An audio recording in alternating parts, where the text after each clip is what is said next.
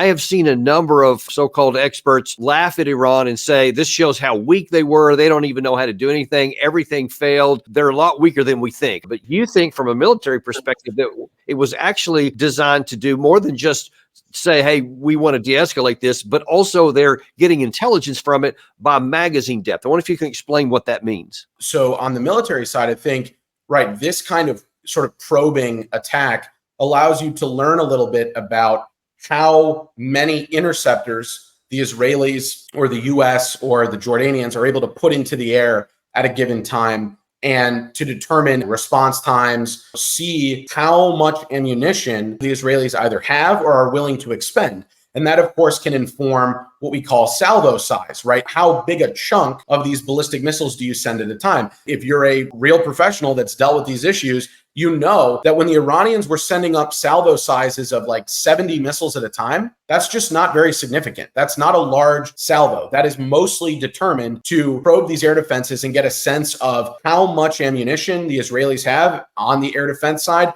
how much they're willing to expend, and where these key spots are. This idea, everyone's trying to chalk this up as it was a huge win or a huge failure for either side. I think we learned a couple lessons, though. The air defense systems did function very well. There's no doubt about that. They had 3 days notice, and they had a lot of support and coordination from the United States. But so far, I think it's fair to say they performed well. I think we also learned that the Iranians were not looking to conduct some kind of crippling blow, some kind of decisive strike on Israel. I think they were looking for a more moderate response.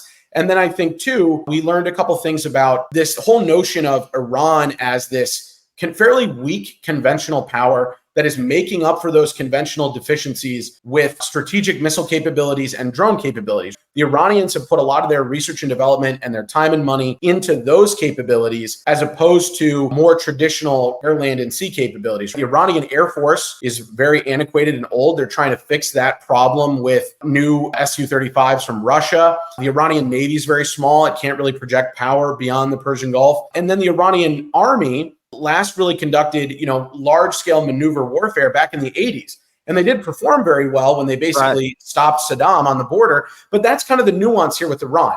They have these conventional weaknesses, and so they try to get around them with proxy forces and arming some of these groups in the region and with their missile capabilities.